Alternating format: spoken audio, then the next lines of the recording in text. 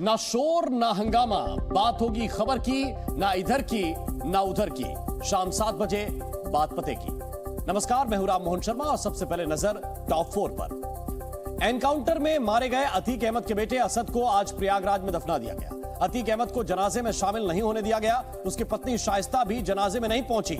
आखिरी बार बेटे का चेहरा नहीं देख पाने की वजह से अतीक लॉकअप में पागलों जैसी हरकतें करने लगा। उधर अतीक अहमद से आज एटीएस यानी कि एंटी टेररिस्ट स्क्वाड ने पूछताछ की। सूत्रों के मुताबिक अतीक और अशरफ ने कबूल किया कि उन्होंने हथियार कश्मीर के आतंकियों से लिए थे। साथ ही शराब घोटाले में दिल्ली के मुख्यमंत्री अरविंद केजरीवाल को सीबीआई के बुलावे ने दिल्ली की सियासत को गर्म कर दिया। केजरीवाल ने कहा कि अगर वो भ्रष्टाचारी है तो दुनिया में कोई भी ईमानदार नहीं है। वहीं बीजेपी ने केजरीवाल को घोटाले का सरगना बताया। और शिंजो आबे के बाद अब जापान के पीएम फूमियो किशिदा पर बम से हमला हुआ। जापानी पीएम एक सभा में भाषण देने वाले थे, तभी जोरदार धमाका हुआ।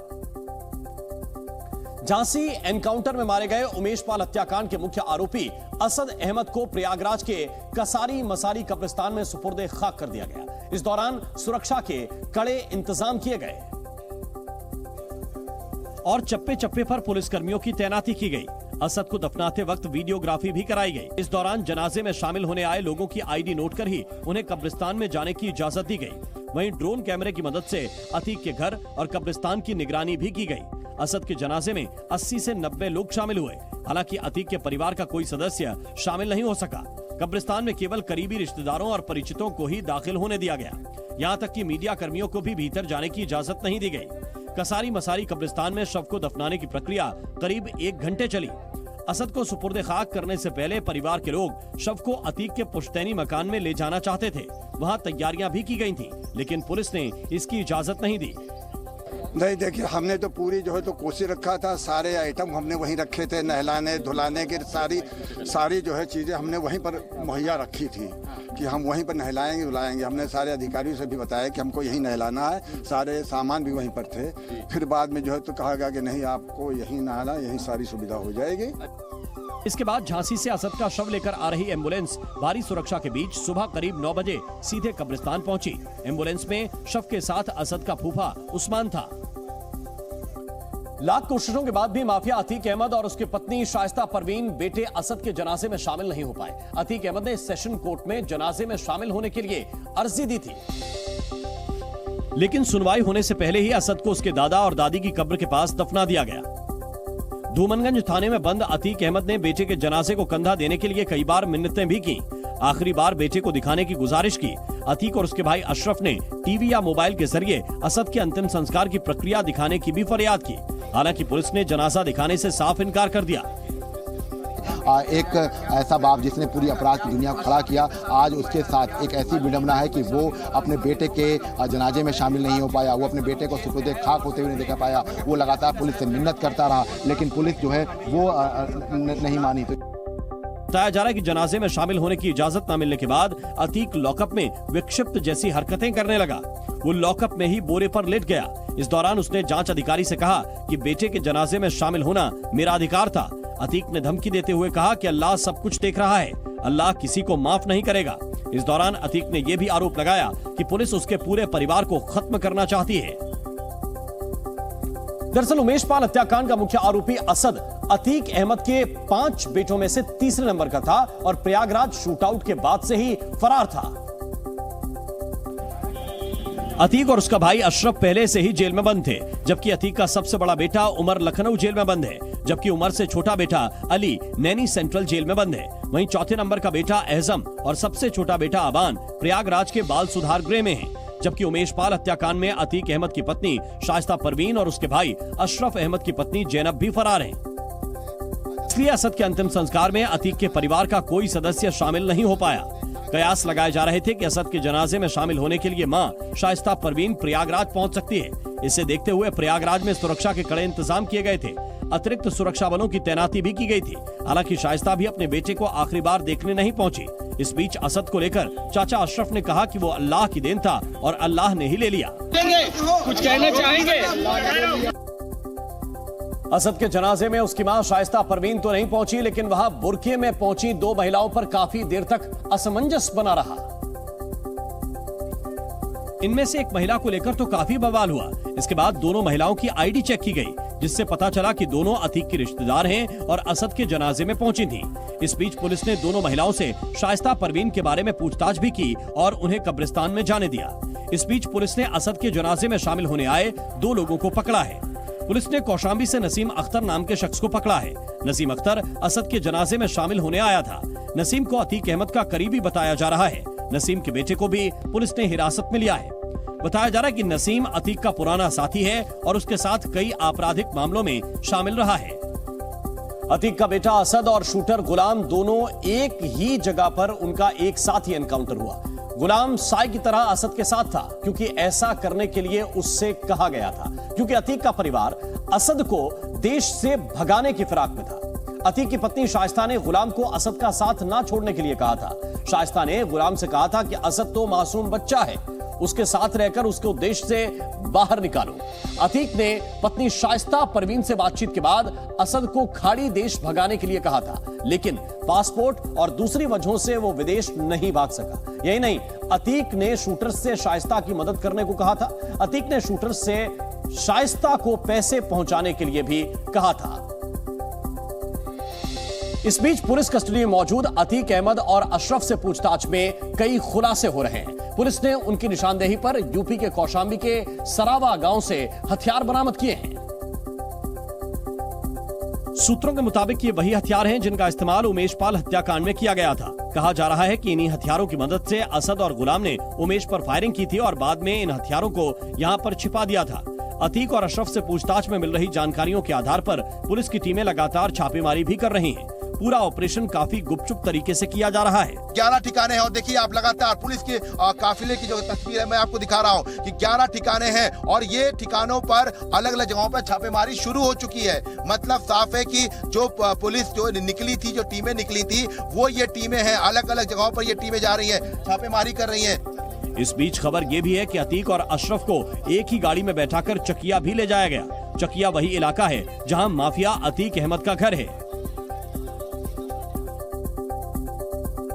इस बीच खबर मिली है कि अतीक अहमद ने उमेश पाल हत्याकांड की साजिश में शामिल लोगों के बीच कोऑर्डिनेशन का काम अपनी पत्नी शाइस्ता परवीन को सौंपा था। इसलिए शाइस्ता को ही हथियार और पैसों से जुड़ी सारी जानकारियां दी गई थी। अतीक ने पूछताछ में बताया कि उमेश पाल की हत्या के लिए 1.5 करोड़ रुपए से 8 विदेशी रिवॉल्वर और इंग्लिश कारतूस खरीदे गए थे, ताकि उसके बचने की कोई गुंजाइश न रह जाए। इस बीच अतीक के घर से मिली नकदी के मामले में एसटीएफ ने बड़ा खुलासा किया है। एसटीएफ के मुताबिक लखनऊ के एक बिल्डर मोहम्मद मुस्लिम ने असद को 80 लाख रुपए दिए थे। ये पैसे उमेश पाल की हत्या से 2 दिन पहले दिए गए थे। इन पैसों का इस्तेमाल उमेश पाल हत्याकांड में शामिल शूटर्स में बांटा जाना था। पुलिस ने अतीक के घर से 21 मार्च को 74,62,000 रुपए बरामद किए थे। इसके अलावा अतीक के घर से 10 हथियार भी मिले थे। एसटीएफ अब कड़ी से कड़ी जोड़कर उमेश पाल मर्डर में शामिल हर किरदार तक पहुंचने की कोशिश कर रही है। चूंकि मामला मनी लॉन्ड्रिंग से भी जुड़ा है, इसलिए जांच में ईडी भी शामिल हो गई है। प्रयागराज पुलिस के साथ मिलकर ईडी की टीम ये पता लगाने की कोशिश कर रही है कि कौन कौन लोग अतीक को आर्थिक मदद पहुंचा रहे थे। इसीलिए ईडी की टीम ने प्रयागराज पुलिस के साथ मिलकर सरावा गांव में संयुक्त छापेमारी की। सूत्रों के मुताबिक 12 अप्रैल को अतीक अहमद के करीबियों के ठिकानों पर कार्रवाई के दौरान ईडी को मनी लॉन्ड्रिंग केस में बेहद अहम सबूत मिले। इस दौरान अतीक अहमद के करीबियों और फर्मों के नाम पर 100 से ज्यादा संपत्तियों से संबंधित दस्तावेज बरामद किए गए। छापे में 75 लाख रुपए नकद, 200 बैंक खातों और करीब 50 शेल कंपनियों से संबंधित दस्तावेज जब्त किए गए। ये वही डमी कंपनियां हैं जिनका मालिक दस्तावेजों में तो कोई और है, लेकिन माना जा रहा है कि इनमें रुपए अतीक ने लगाए। इन्हीं डमी कंपनियों के जरिए माफिया ने अपनी ब्लैक मनी को व्हाइट में तब्दील किया।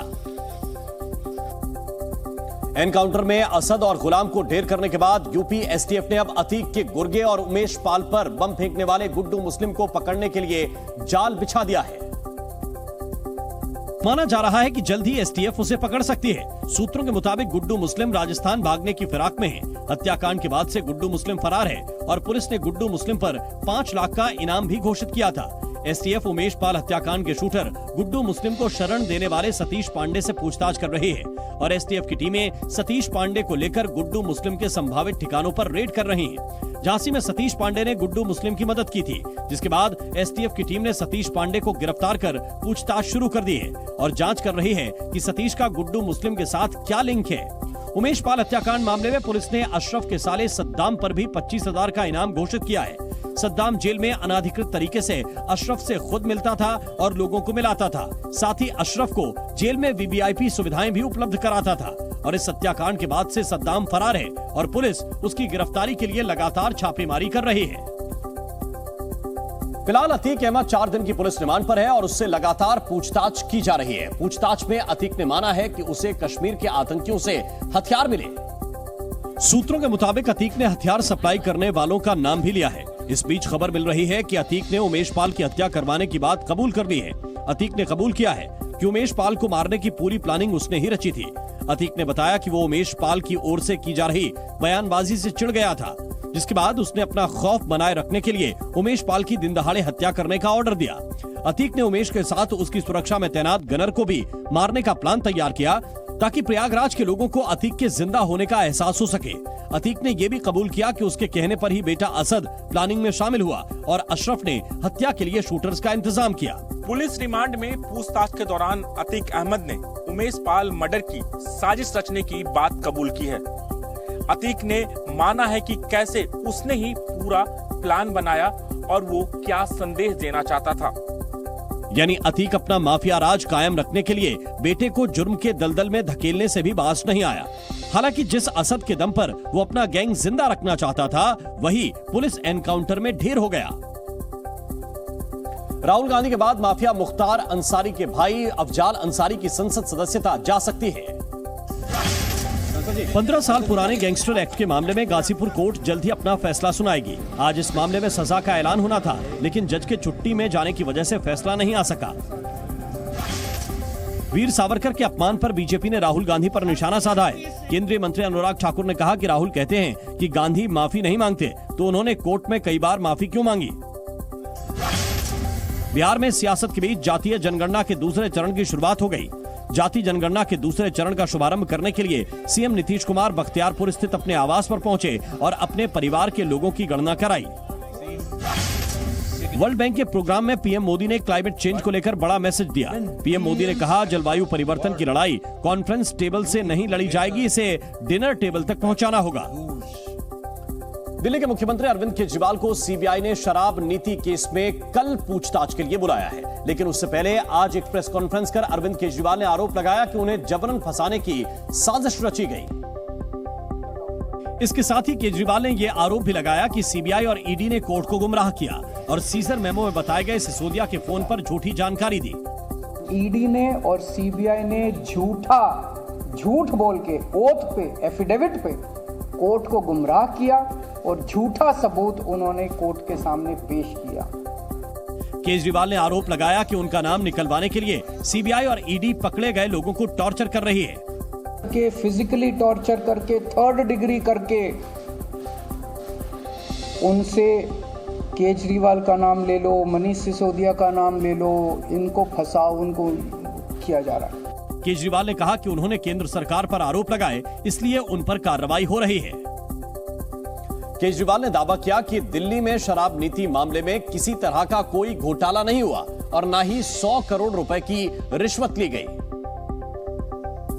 क्योंकि अगर रिश्वत ली गई होती तो अब तक देश भर में इतनी जगहों पर हुई छापेमारी में कहीं तो कुछ मिलता। ऐसे ही कोई कुछ भी खड़ा होकर कह देगा और गिरफ्तार कर लोगे, 100 करोड़ रुपए दिए, 100 करोड़ रुपए दिए, गोवा चुनाव, अरे कहां है सबूत? कोई सबूत नहीं। केजरीवाल ने यह दावा भी किया कि अगर वो भ्रष्टाचारी हैं तो कोई ईमानदार नहीं है। प्रधानमंत्री जी, अगर केजरीवाल चोर है, केजरीवाल भ्रष्टाचारी है, तो इस दुनिया में कोई ईमानदार नहीं है। केजरीवाल ने आरोप लगाया कि जिस तरह से आम आदमी पार्टी को टारगेट किया गया, उस तरह किसी भी पार्टी को अब तक देश के इतिहास में टारगेट नहीं किया गया। अरविंद केजरीवाल के आरोपों पर बीजेपी ने भी पलटवार किया। शराब नीति मामले में केंद्रीय मंत्री अनुराग ठाकुर ने आरोप लगाया कि कल तक जो भ्रष्टाचार की बात करते थे, वो आज खुद भ्रष्टाचार के आरोपों में घिरे हैं, जिन्हें अब सीबीआई की जांच का सामना करना पड़ेगा। अनुराग ठाकुर ने कहा कि शराब नीति केस में पहले सिसोदिया जेल गए, अब किंगपिन की बारी है। शराब घोटाले में दिल्ली में जो लूट हुई और लूट की खुली छूट अरविंद केजरीवाल जी के नाक के तले हुई, उनकी सहमति के साथ हुई। दिल्ली बीजेपी के अध्यक्ष वीरेंद्र सचदेवा ने भी केजरीवाल को उनके आरोपों पर घेर लिया। किन किन मुद्दों से ध्यान भटकाएंगे अरविंद केजरीवाल? चोरी और सीना चोरी, इनके पापों का घड़ा भर चुका है, इनको अपना परिणाम दिखाई दे रहा है, इसलिए हताशा में ये ऐसी भाषा बोल रहे हैं। बीजेपी नेताओं ने दावा किया कि सरकारी एजेंसियां अपना काम कर रही हैं और जो भी भ्रष्टाचारी होगा वो बचेगा नहीं। इससे पहले बीजेपी ने एक प्रेस कॉन्फ्रेंस भी की जिसमें केजरीवाल पर मामले को भटकाने का आरोप लगाया। गौरव भाटिया ने दावा किया कि केजरीवाल की इजाजत के बिना आम आदमी पार्टी में कुछ नहीं होता, इसलिए जो नई शराब नीति बनाई गई उसकी सारी जानकारी केजरीवाल को थी। गौरव भाटिया ने दावा किया कि शराब नीति पर कैबिनेट मीटिंग की अध्यक्षता भी केजरीवाल ने ही की थी। जिस मीटिंग में ये शराब घोटाला पूरी तरह से रचित होता है उसकी अध्यक्षता आप कर रहे हैं। आप पे गाज क्यों नहीं गिरनी चाहिए? गौरव भाटिया ने पूछा कि अगर केजरीवाल सही हैं, तो उन्हें जांच का डर क्यों? अरविंद केजरीवाल जी, कृपया करके ये भी बताइए, ये शराब ठेकेदारों से आपका रिश्ता क्या है? गौरव भाटिया ने आरोप लगाया कि केंद्रीय एजेंसियों की कार्रवाई से विपक्ष घबराया हुआ है, इसलिए वो सुप्रीम कोर्ट तक भी गए। इस बीच बड़ी खबर यह भी है कि अरविंद केजरीवाल को सीबीआई से समन मिलने के बाद दिल्ली विधानसभा का एक दिन का विशेष सत्र 17 अप्रैल यानी कि सोमवार को बुलाया गया है। और यह विशेष सत्र दिल्ली सरकार की तरफ से बुलाया गया, जिसे लेकर आज दिन भर गहमा गहमी का दौर जारी रहा। सुबह से शाम तक आम आदमी पार्टी के विधायकों की बैठक हुई, जिसमें केजरीवाल के मुद्दे पर सोमवार को विधानसभा का विशेष सत्र बुलाने का फैसला लिया गया। इस बीच राघव चड्ढा ने केजरीवाल को कृष्ण और बीजेपी को कंस बता दिया। जैसे कंस को पता था कि भगवान श्री कृष्ण ही उनका वध करेंगे, ऐसे ही भारतीय जनता पार्टी को पता है कि अरविंद केजरीवाल जी उनका वध करेंगे। वहीं दिल्ली सरकार में शिक्षा मंत्री आतिशी ने आरोप लगाया कि बीजेपी अरविंद केजरीवाल को दबाना और डराना चाहती है। अगर प्रधानमंत्री नरेंद्र मोदी जी को ये लगता है कि वो सीबीआई बुला के, ईडी द्वारा बुला के आम आदमी पार्टी और अरविंद केजरीवाल की आवाज को दबा सकते हैं, तो मैं मोदी जी को कहना चाहूंगी कि आम आदमी पार्टी डरने वाली नहीं है। आतिशी ने आरोप लगाया कि जब से केजरीवाल ने भ्रष्टाचार का मुद्दा उठाया, तब से उन्हें टारगेट किया जा रहा है। अरविंद केजरीवाल के मुद्दे पर विपक्षी पार्टियां भी बीजेपी के खिलाफ मोर्चा खोलने की तैयारी में जुटती नजर आ रही हैं। सूत्रों के हवाले से खबर है कि कांग्रेस अध्यक्ष मल्लिकार्जुन खड़गे ने केजरीवाल से बात की, जिसमें विपक्षी एकजुटता को आगे बढ़ाने के मुद्दे पर दोनों के बीच बात हुई। बताया जा रहा है कि सीबीआई का समन मिलने के बाद कल शाम मल्लिकार्जुन खड़गे ने केजरीवाल को फोन किया था। इस दौरान काफी देर तक दोनों के बीच बातचीत हुई। इस बीच बिहार के मुख्यमंत्री नीतीश कुमार ने भी केजरीवाल के मुद्दे पर बीजेपी को घेरते हुए विपक्षी एकता की बात की। देखिए, ये सब तो आप जानते ही न है कि क्या क्या काम लोगों के खिलाफ हो रहा है। उधर संजय राउत ने भी केंद्र सरकार पर सरकारी एजेंसियों के दुरुपयोग का आरोप लगा दिया। अपोजिशन का गला दबाने का, अपोजिशन के ऊपर झूठे मुकदमे डालने का, यही चल रहा है। अरविंद केजरीवाल जी को सीबीआई का नोटिस आया है, आपने देखा होगा। अब सीबीआई ईडी का इस्तेमाल करके एनसीपी तोड़ने की कोशिश चल रही है। राउत ने दावा किया कि केंद्र सरकार विपक्ष को दबाने की कोशिश में जुटी हुई है। पुलवामा आतंकी हमले को लेकर तब के जम्मू कश्मीर के राज्यपाल सत्यपाल मलिक के खुलासे ने हंगामा मचा दिया है। कांग्रेस ने अब इस मुद्दे पर सीधे प्रधानमंत्री को कटघरे में खड़ा किया और कहा कि प्रधानमंत्री आतंकी हमले के वक्त चैनल की शूटिंग में व्यस्त थे, जबकि जानकारी के बाद भी उन्होंने कई घंटे बाद राज्यपाल को फोन कर जानकारी ली। इसके साथ ही जब राज्यपाल ने लापरवाही की बात कही तो प्रधानमंत्री ने उन्हें चुप करा दिया। फिर जब इन्होंने कहा कि हमारी लापरवाही से हुआ है, तो कहा तुम चुप रहो, ये कोई और चीज है। ये शब्द बड़े ध्यान से सुनिएगा, ये कोई और चीज है। कांग्रेस के निशाने पर सिर्फ प्रधानमंत्री ही नहीं है, कांग्रेस ने राष्ट्रीय सुरक्षा सलाहकार अजीत डोभाल पर भी सवाल उठाए। एनएसए की क्या भूमिका रही? एनएसए ने भी इनको सलाह दी कि इस पर आप कुछ मत बोलिए, लापरवाही के बारे में कुछ मत बोलिए। पुलवामा में 14 फरवरी 2019 को आरडीएक्स से भरी कार सीआरपीएफ के जवानों के काफिले से टकराई थी, जिसमें 40 सीआरपीएफ जवान शहीद हो गए थे। देश में कोरोना के मामले बढ़ते ही जा रहे हैं। पिछले 24 घंटे में देश में कोरोना के 10,753 नए केस दर्ज किए गए हैं, जबकि 24 घंटे में कोरोना से 21 लोगों की मौत हुई है। देश में एक्टिव केस की संख्या बढ़कर 53,720 हो गई है। पिछले 14 दिन में देश में 89,000 लोग संक्रमित हो चुके हैं। कोरोना के नए मामलों में 7,229 केस सिर्फ 5 राज्यों से मिले हैं। नए मरीजों में केरल पहले नंबर पर है, जहां 3,065 नए केस दर्ज किए गए।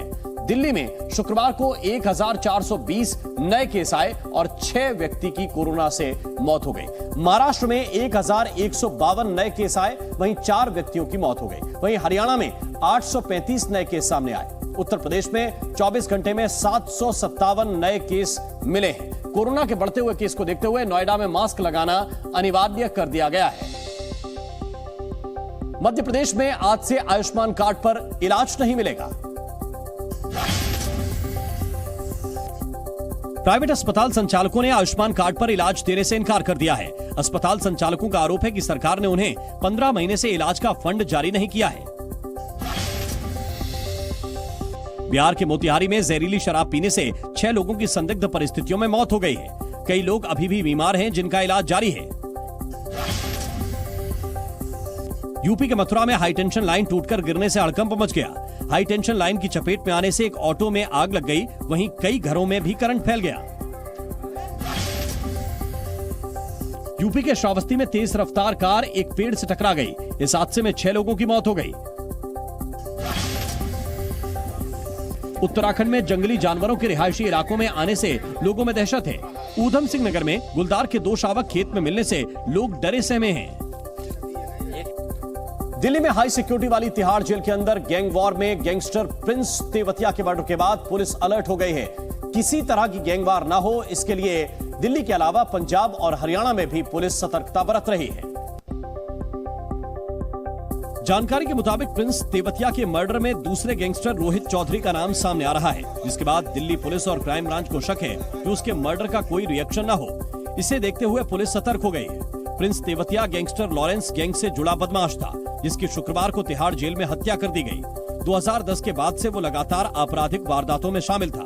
उस पर हत्या, लूट, आर्म्स एक्ट और अन्य धाराओं में 16 केस दर्ज थे। शुक्रवार शाम करीब 5:10 पर तिहाड़ की जेल नंबर 3 में हुई गैंग वॉर में तेवतिया पर कुछ बदमाशों ने चाकू से हमला कर दिया था, जिसके बाद गंभीर रूप से जख्मी तेवतिया को अस्पताल ले जाया गया, जहां डॉक्टरों ने उसे मृत घोषित कर दिया। इस गैंग वॉर में 3 दूसरे कैदी भी घायल हुए। बीजेपी नेता सुरेंद्र मटियाला के मर्डर में नया मोड़ आता दिख रहा है। सोशल मीडिया पर उनकी हत्या के बाद एक पोस्ट सामने आई, जिसमें इस मर्डर की जिम्मेदारी गैंगस्टर कपिल सांगवान ने ली है। इस पोस्ट की पुलिस अभी जांच कर रही है और जांच के बाद ही पुलिस किसी नतीजे पर पहुंचेगी। सोशल मीडिया में की गई इस पोस्ट के माध्यम से गैंगस्टर कपिल सांगवान उर्फ नंदू गैंग ने बीजेपी नेता की हत्या की जिम्मेदारी ली है। इस बीच सूत्रों से ये जानकारी भी मिली है कि एटीएस की टीम ने इस केस की जांच के दौरान 2 संदिग्धों को द्वारका से पकड़ा है, जिनसे लगातार पूछताछ जारी है। हालांकि इस पूछताछ में क्या सामने आया, इसकी जानकारी नहीं मिल पाई है। इस बीच सुरेंद्र मटियाला के परिवार और रिश्तेदारों ने इस बात को साफ किया कि उनकी किसी से कोई दुश्मनी नहीं थी और न ही प्रॉपर्टी को लेकर किसी से कोई विवाद था। शुक्रवार रात करीब 8 बजे दिल्ली के द्वारका इलाके में 2 हमलावरों ने सुरेंद्र मटियाला के दफ्तर में उनकी गोली मारकर हत्या कर दी थी। हमले के समय वहां ज्यादा लोग मौजूद नहीं थे। इसके बाद उन्हें अस्पताल ले जाया गया, लेकिन उनकी जान नहीं बच पाई। कर्नाटक विधानसभा चुनाव के लिए कांग्रेस ने 43 उम्मीदवारों की तीसरी लिस्ट जारी कर दी है।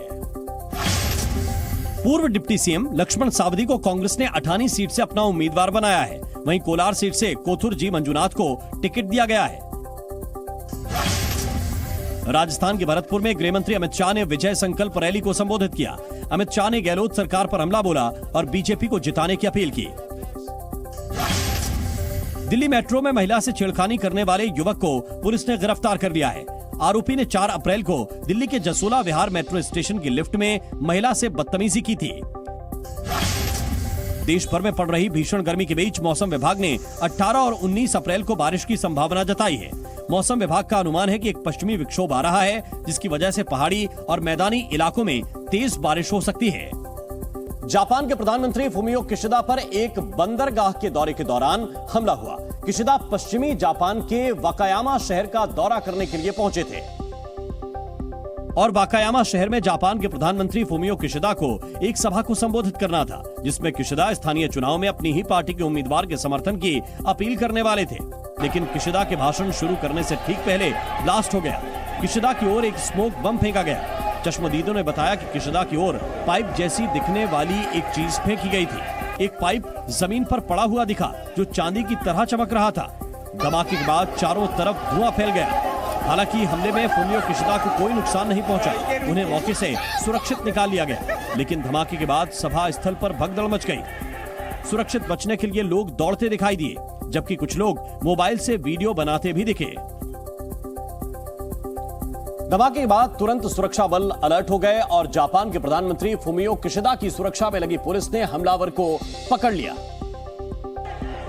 और किशिदा की सभा में स्मोक बम फेंकने वाले शख्स को सुरक्षा बलों ने जमीन पर गिराकर दबोचे रखा। तस्वीरों में कई पुलिस वाले हमलावर को घसीटते दिखे। हमलावर पुलिस वालों की पकड़ से छूटने की कोशिश करता भी दिखा, लेकिन पुलिस वालों ने हमलावर पर काबू पा लिया और उसे वाकायामा पश्चिम पुलिस स्टेशन ले जाया गया।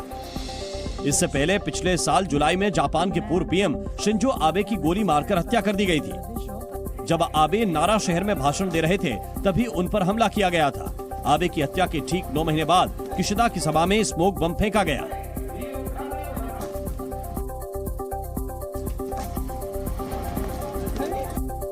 महाराष्ट्र के रायगढ़ में एक बस भीषण सड़क हादसे का शिकार हो गई। सुबह 4:30 बजे के करीब पुणे से मुंबई जा रही एक प्राइवेट बस 700 फीट गहरी खाई में गिर गई, जिसके बाद स्थानीय लोगों ने आनन फानन में खाई में गिरी बस के यात्रियों को निकालने की कोशिश शुरू की। इसी दौरान प्रशासन को भी सूचना दी गई, जिसके बाद एनडीआरएफ एसडीआरएफ की टीम भी घटना स्थल पर पहुंची। मॉर्निंग तकरीबन 4-4:30 बजे का ये एक घटना है। मुंबई से एक जो प्राइवेट बस ट्रैवल कर रही थी और यहाँ किस दौरान खाई में गिर गई। ट्रैवल कर रही थी और यहाँ किस दौरान खाई में गिर गई। अब तक 29 लोगों को बचाया गया और हॉस्पिटल में भर्ती किया है और 12 लोग जो है उनका दुर्दैवी मृत्यु हुआ है। बस में सवार लोग एक संगठन से जुड़े थे जो किसी कार्यक्रम के लिए पुणे गए थे। कार्यक्रम से लौटते वक्त हादसा हुआ। घटना पर केंद्रीय गृह मंत्री अमित शाह ने ट्वीट कर शोक जताया और राज्य सरकार को हर तरह की मदद का भरोसा दिया। उत्तर प्रदेश के शाहजहांपुर में भीषण सड़क हादसा हो गया। इस हादसे में अभी तक 11 लोगों की मौत की बात सामने आई है, वहीं 3 लोगों की हालत गंभीर बताई जा रही है, जिसके बाद मौके पर स्थानीय लोगों के साथ पुलिस भी पहुंची और घायल लोगों को आनन फानन में अस्पताल ले जाया गया। दरअसल शाहजहांपुर के तिलहर निगोही रोड पर शनिवार को ट्रैक्टर ट्रॉली पुल से नीचे गिर गई।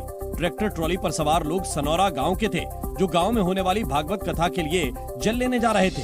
इसी दौरान 2 ट्रॉलियां एक दूसरे को ओवरटेक करने लगी, जिसके बाद एक ट्रैक्टर ट्रॉली पुल की रेलिंग तोड़कर करीब 40 फीट नीचे गिर गई। हादसे में जान गंवाने वाले लोगों में ज्यादातर महिलाएं और बच्चे शामिल हैं। हादसे पर सीएम योगी आदित्यनाथ ने दुख जताया और प्रशासन को घायलों का सही तरीके से इलाज करवाने के निर्देश दिए। सऊदी अरब में दुनिया की सबसे महंगी T20 क्रिकेट लीग हो सकती है। सूत्रों की माने तो एशिया कप और आईपीएल के कुछ मैच सऊदी अरब में हो सकते हैं। सऊदी अरब ने आईपीएल फ्रेंचाइजी के मालिकों और बीसीसीआई के साथ बैठकें की हैं। अगर सऊदी अरब में लीग होती है तो यह पहली बार होगा जब भारतीय खिलाड़ियों को विदेश में T20 खेलने की इजाजत मिलेगी।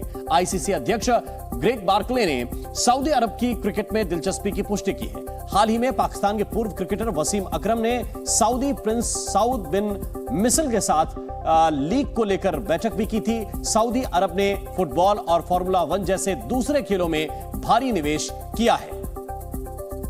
अमृतपाल सिंह के मामले में पंजाब की होशियारपुर पुलिस को एक बड़ी कामयाबी मिली है। पुलिस ने खालिस्तान समर्थक के 3 मददगारों को गिरफ्तार किया है।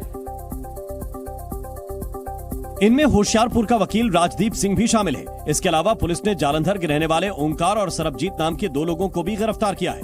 आरोपियों के पास से 2 पिस्टल भी बरामद हुई हैं।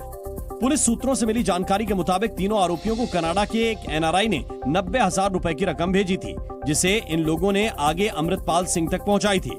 राजदीप, ओंकार और सरबजीत ने कुछ समय के लिए अमृतपाल सिंह के रहने की व्यवस्था भी की थी। राजदीप सिंह ने अमृतपाल के बारे में अपने फेसबुक पेज पर कंटेंट शेयर किया था। फिलहाल तीनों आरोपी पुलिस रिमांड पर हैं। सूत्रों के मुताबिक खुफिया एजेंसियों को अमृतपाल की लोकेशन का पता चल गया है, जिसके बाद कहा जा रहा है कि अमृतपाल किसी भी वक्त पुलिस की गिरफ्त में आ सकता है। शिरोमणि अकाली दल अमृतसर के प्रमुख और संगरूर के सांसद सिमरनजीत सिंह मान ने विवादित बयान दिया है। सिमरनजीत सिंह मान ने भगोड़े अमृतपाल का समर्थन किया और कहा कि अमृतपाल के खिलाफ फर्जी मुकदमे तैयार किए गए, लेकिन वो कभी सरेंडर नहीं करेगा। हमारे गुरुओं ने, हमारे सिंहों ने कभी सरेंडर नहीं किया है, तो अमृतपाल क्यों करेगा सरेंडर? अक्सर खालिस्तान के समर्थन में बयान देने वाले सिमरनजीत सिंह मान ने ब्रिटेन उच्चायोग पर तिरंगा हटाने की घटना का भी समर्थन किया और कहा कि सिखों को उकसाने पर ऐसा ही होगा। एक ट्रेलर आपने देख लिया था, आप मेरा ख्याल दूसरा ट्रेलर देखना चाहते हैं, अब वो भी दिखा देंगे। सिमरनजीत सिंह मान पूर्व आईपीएस अफसर हैं, जिन्होंने ऑपरेशन ब्लू स्टार के खिलाफ अपनी नौकरी छोड़ दी थी। ईरान के राष्ट्रपति ने फिलिस्तीन से इजरायल पर हमले तेज करने की अपील की है। ईरान के राष्ट्रपति ने गाजा पट्टी में फिलिस्तीनियों को संबोधित किया। अपने संबोधन में राष्ट्रपति इब्राहिम राइसी ने इजरायल के खिलाफ युद्ध जारी रखने को कहा। सूडान की राजधानी खार्तूम में अर्धसैनिक बलों और रैपिड सपोर्ट फोर्स के बीच तनाव बढ़ गया। धमाकों और गोलीबारी के बीच भारत ने अपने नागरिकों को सुरक्षित स्थानों में जाने के लिए कहा है। ब्राजील के रिसीफी शहर में आग लगने से बड़ा हादसा हो गया। बच्चों के एक शेल्टर होम में आग लगने से 4 बच्चों की मौत हो गई, जबकि 13 बच्चे घायल हो गए। अमेरिका के दक्षिण फ्लोरिडा में बाढ़ ने भारी तबाही मचाई है। बाढ़ में फंसे लोगों का रेस्क्यू ऑपरेशन जारी है। बाढ़ से अब तक हजारों प्रभावित हुए हैं। रूसी मिसाइलों ने यूक्रेन के शहर स्लोवियांस्क में एक रिहायशी क्षेत्र को निशाना बनाया, जिसमें कम से कम 8 लोग मारे गए, जबकि 20 से ज्यादा घायल हो गए। क्योंकि यूक्रेन के शहर स्लोवियांस्क में एक के बाद एक 7 रूसी S-300 मिसाइलें आकर गिरी, जिस वजह से एक 5 मंजिला इमारत की 2 मंजिल पूरी तरह से ढह गई। हमले के बाद इमारत से काला धुआं निकलता देखा गया। इस हमले में एक बच्चे समेत कम से कम 8 लोगों की मौत हो गई, जबकि मलबे में कई लोग दब गए, जिन्हें रेस्क्यू टीम ने बाहर निकाला। स्लोवियांस्क डोनेट्स्क के एक हिस्से में मौजूद है, जिस पर यूक्रेन का कंट्रोल है। स्लोवियांस्क में यह हमला रूसी राष्ट्रपति व्लादिमीर पुतिन के एक विधेयक पर हस्ताक्षर करने के बाद हुआ। इस विधेयक का उद्देश्य नागरिकों को सेना में जुटाना और मसौदा तैयार होने पर उन्हें देश से भागने से रोकना है। यूक्रेन के राष्ट्रपति वोलोदिमीर ज़ेलेंस्की ने स्लोवियांस्क हमले की निंदा की। उन्होंने कहा कि ईस्टर से पहले इस हफ्ते का एक भी घंटा रूसी हत्याओं और आतंक के बिना नहीं गुजरा, क्योंकि रूस ने यूक्रेन के बख्मुत और उसके आसपास के हिस्सों में हमले तेज कर दिए हैं। यूक्रेन के राष्ट्रपति वोलोदिमीर ज़ेलेंस्की ने कहा कि स्लोवियांस्क में आम लोगों को निशाना बनाया गया। Зараз тривають рятувальні роботи в Слов'янську, Донецької області. Черговий удар терористів, ракети С-300 по житлових кварталах, по звичайній цивільній забудові. ज़ेलेंस्की ने कहा कि आतंक को पराजित करना जरूरी है। उन्होंने दावा किया कि जंग में उनकी ही सेना जीतेगी। Жодної години цього тижня перед Пасхою не обійшлося без російських вбивств і терору. Це держава зло, і вона програє. Перемогти – це наш обов'язок перед людяністю як такою, і ми переможемо. वहीं रूस ने दावा किया कि स्लोवियांस्क पर हमले के साथ ही तबाह हुए बख्मुत के अन्य जिलों पर कब्जा जमाने की कोशिश भी चल रही थी। रूसी सेना ने पिछले कई दिनों से यूक्रेन के बख्मुत में हमले तेज कर दिए हैं। इस वजह से बख्मुत के कुछ इलाकों में ज़ेलेंस्की की सेना को पीछे हटना पड़ा है, क्योंकि यूक्रेन के बख्मुत में रूस वैगनर समूह नियमित सेना और वायुसेना की मदद से 3 तरफा हमला कर रहा है। दावा किया जा रहा है कि रूस का किराए के लड़ाकों वाला वैगनर ग्रुप यूक्रेन के सैनिकों पर भारी पड़ रहा है। रूस ने कहा है कि बख्मुत में वैगनर लड़ाके भयंकर लड़ाई लड़ रहे हैं। В Донецком направлении штурмовые отряды «Вагнер» продолжали боевые действия высокой интенсивности по вытеснению противника из центральных кварталов города Артемовск. यूक्रेन के सैनिकों का कहना है कि अगर उनके पास दूर तक मार करने वाले ज्यादा से ज्यादा हथियार होते तो हालात कुछ और होते। Я надіюсь, що той контрнаступ буде як мінімум, от які наші були контрнаступи на Харківському напрямку, на Херсонському напрямку. बख्मुत पर कब्जा करने से रूस का पूरे दोनेत्स्क क्षेत्र पर नियंत्रण हो जाएगा। रूस यूक्रेन जंग के बीच चीन ने रूसी राष्ट्रपति व्लादिमीर पुतिन को बड़ा झटका दिया। चीन ने कहा कि वो यूक्रेन संघर्ष में शामिल किसी भी पक्ष को हथियार नहीं बेचेगा।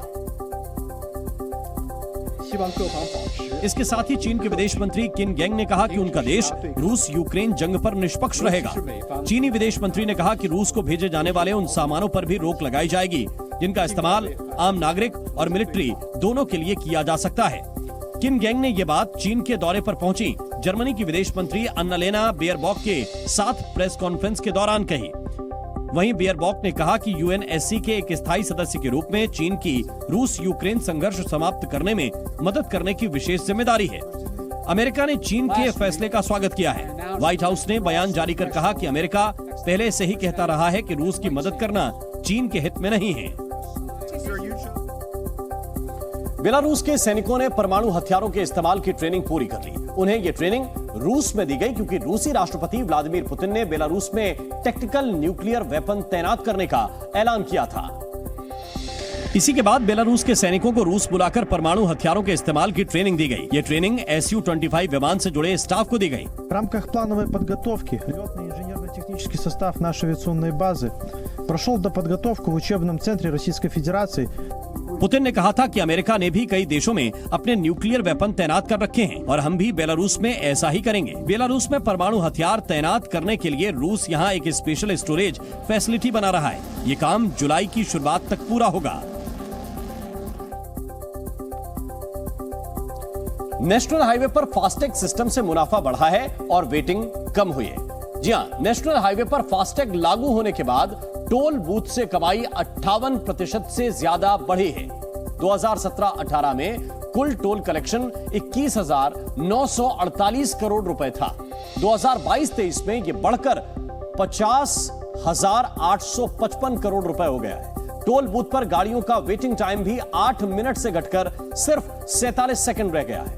अब सरकार automatic number plate recognition system लागू करने जा रही है और इससे वेटिंग टाइम शून्य हो जाएगा।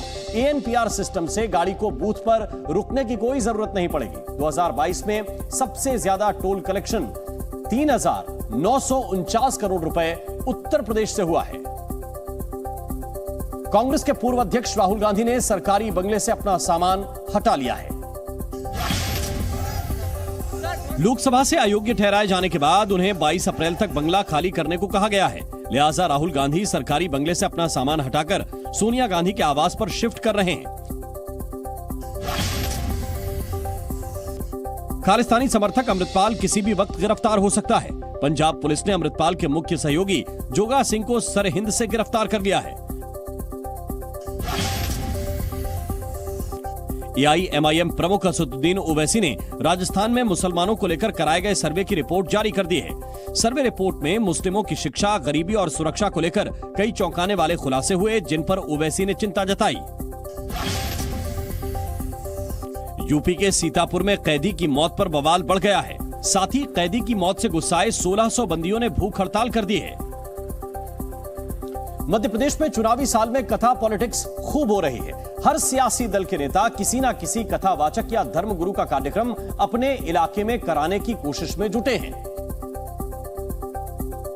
लेकिन कई नेताओं को कथावाचकों की तरफ से वक्त ही नहीं मिल रहा है। मध्य प्रदेश के पूर्व मुख्यमंत्री कमलनाथ अपने इलाके छिंदवाड़ा में कथावाचक प्रदीप मिश्रा का कार्यक्रम करवाना चाहते थे, लेकिन प्रदीप मिश्रा की तरफ से अभी तक कमलनाथ को वक्त ही नहीं दिया गया। वहीं मैहर में बीजेपी विधायक नारायण त्रिपाठी ने पंडित धीरेन्द्र शास्त्री के कार्यक्रम का आयोजन करवाने की तारीख भी तय कर ली थी, लेकिन एन वक्त पर इसे कैंसिल कर दिया गया। 3 मई से होने वाली मैहर की जो कथा थी, अति व्यस्तता के कारण, संतों की आज्ञा के कारण वह कथा का जो समय है उसको आगे बढ़ाया जाता है। पंडित धीरेन्द्र शास्त्री के फैसले के बाद नारायण त्रिपाठी के पास अब कोई रास्ता नहीं बचा। वहीं धीरेन्द्र शास्त्री के फैसले को कांग्रेस के नेता प्रतिपक्ष गोविंद सिंह के बयान से जोड़कर देखा जा रहा है। गोविंद सिंह शुक्रवार को पंडोखर धाम पहुंचे थे और पंडोखर धाम की तारीफ करते हुए गोविंद सिंह ने पंडित धीरेन्द्र शास्त्री पर बड़ा आरोप लगा दिया। धाम जो है वो राजनीतिक आधार पर वो भारतीय जनता पार्टी के प्रचार करता है। पहली बार मध्य प्रदेश कांग्रेस के किसी नेता ने खुले तौर पर पंडित धीरेन्द्र शास्त्री का विरोध किया है। यह हाल तब है जब खुद कमलनाथ पंडित धीरेन्द्र शास्त्री के बागेश्वर धाम पहुंचकर मत्था टेक चुके हैं। चीन की चेतावनी के बावजूद अमेरिका और फिलीपींस ने अभी तक का सबसे बड़ा सैन्य अभ्यास जारी रखा है। इस युद्धाभ्यास को बालिकतान नाम दिया गया है। इस युद्धाभ्यास में अमेरिकी ब्लैक हॉक और शिनूक हेलीकॉप्टर बमबारी करते दिखे। Autonomous truck mounted howitzer system से भी लक्ष्यों पर निशाना लगाया गया।